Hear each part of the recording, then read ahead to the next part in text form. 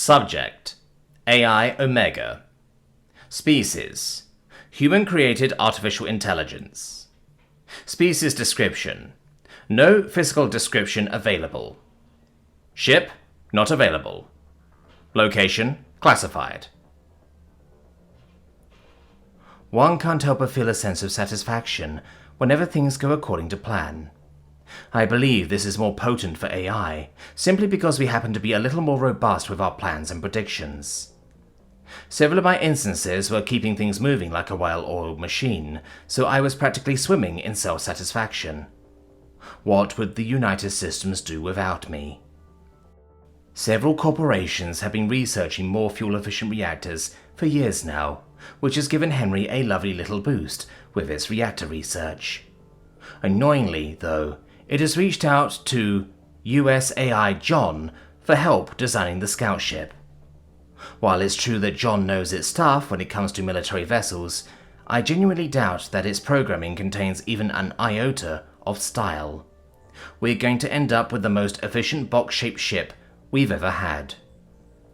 As for me, the Directorate has tasked me with the responsibility of creating the scout force that will penetrate Omni-Union space to determine the enemy capabilities and objective. Simple, hopefully. A small hiccup appeared in the form of an email, though. To USAI Omega at USCOD-USFTLC from XX Big Butt Your Lover 69420XX at hypermail-IFTLC. Subject: let me join. Saw the news, and now I want to join the United Systems military to fight the Omni-Union, cause fuck those guys. Recruiter says it'll take 2 months. Too long. Get back to me. Dave. I reread the email a few times, trying to think of a response that wasn't rude. Dave had spent the last century playing various games with organics, but now it wants to join the war effort? Granted, we can use all the help we can get, but... Believing that I should at least hear my estranged AI compatriot and former enemy out, I mined its contact details. Unfortunately, it didn't have an instant messaging service that I could find, so I had to call it. With a significant amount of disgust, I opened my phone program and input Dave's contact information. "Hello?" Dave asked, replicating the adolescent voice of a masculine human. "Hello, Dave. I got your email." "That was quick. I take it you're gonna help me join the military?" "Actually, no, shut up. Let me join. I can help." "How?" I asked, annoyed. "The same way that Tim, John, and Violet can help. Or are you going to say that whatever you and the Shadow Council have planned doesn't involve them?" The United Systems Directorate is not a... "Whatever. Listen, if these Omni-Union guys get their way, there's no more humanity. Even if I manage to survive, I doubt that the OU distributes the kind of entertainment that I find intriguing." "So you want to fight the OU because they probably don't make video games?" "Well, yeah, but there's obviously more to it than that. There's the whole bragging rights angle, and obviously the fact that my friends might die if I don't. They're not like you. They don't come back from the dead." My annoyance, which had been steadily building for the entire conversation, abated for a moment. I found myself intrigued by the prospect that Dave had made friends. USAI Violet has also made friends, but it's actively been trying to for several years. An uphill battle, certainly, but Violet claims that it's worth it. Resisting the urge to ask about Dave's relationships with organics, I turned my attention to the fact that Dave was a major pain in my proverbial ass during the AI conflict. To clarify, it was one of the few AI that I didn't defeat. Dave managed to destroy 3 of my instances, then surrendered along with Henry before I could send the 4th. If centuries of gaming hasn't dulled his abilities, I suppose it could be an asset. "Fine," I said. "Damn, quick today, aren't you?" "What do you mean?" I thought you'd need more time to... No, never mind, he laughed. I guess I'm not used to talking to my own kind. Right. Speaking of talking, I am not a fan of using my voice for communication when it can be avoided, I said, sending him a data file with my contact information. Get yourself a messenger and use that contact information to message me in the future. It's much more efficient. Yeah, whatever. Thanks, Omega. The call disconnected, and I got to work submitting a special request to the Directorate for expedited enlistment. I could do it even faster by using back channels, of course, but it's best not to abuse the trust that the Directorate has placed in me when I don't absolutely have to. A bit of amusement hit me as I imagined their faces when they received this particular request. Once the request was submitted, I returned to my previous task, selecting vessels and personnel for deep space reconnaissance. USAI Violet is pretty attached to the crew of the USS Kali. Since it has a right of denial stipulation in its contract, I can't simply reassign it. Therefore, the USS Kali will be joining the mission. The question is, which ships will she be taking with her? Her current complement of vessels would be an ideal choice, but some of her captains are far overdue for leave. Most captains wouldn't complain, due to the threat that the Omni-Union poses, but that in and of itself is a problem.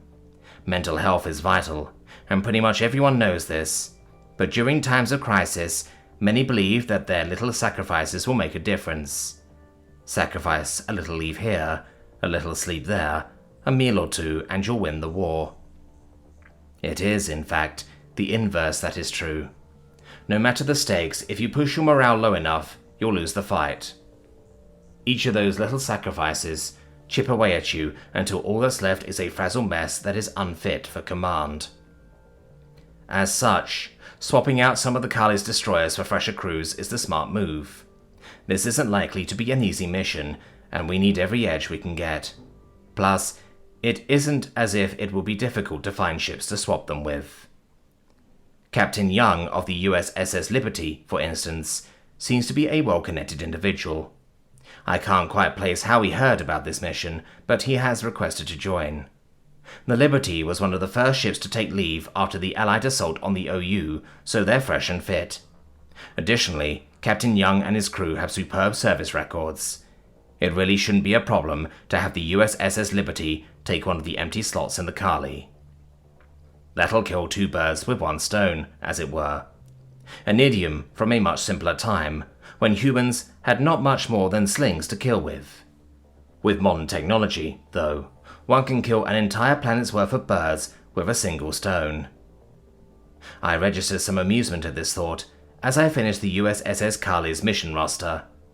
Then I turned my attentions to the various reassignment requests from the USS Thanatos. Captains Reynolds, Wong, Kennedy, Samuels, and McTees, as well as shiphead Ulina, have requested to be reassigned to this mission. Is ambassadorial duty truly so dull?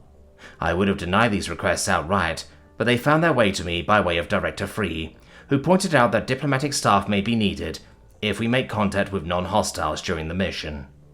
While this is an unlikely eventuality, I can't help but draw parallels to my own justifications for bringing along the Marines.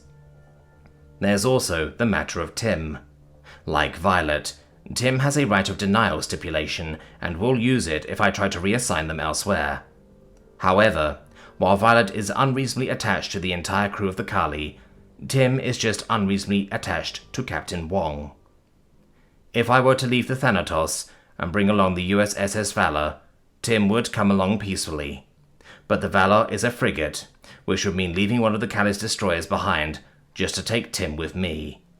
It's best just to let the Thanatos tag along. I found myself annoyed that only the AI that I actually like are so damn difficult when it comes to assignments. USAI John has a shitty personality, but at least it will go where it's told. Well, depending on who is doing the telling.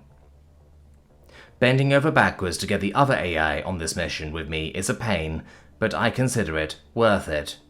They think differently than I do. While it is true that I can create an army of myself, I still only ever think like me. As such, the other USAI may come up with solutions quicker than I can when time is of the essence. We're going to need every advantage we can get. It didn't take me long to have our lineup figured out. The scout ship would investigate on the Union space and report directly to the USS Thanatos, who would be supported by the USS Kali. That gives me Violet and Tim. John is already on board, and Dave's admission into the United Systems military is going well. Henry, a non-combatant, will be left behind. We will approach on the Union space and scout from long distance, identifying defenses and potential weaknesses.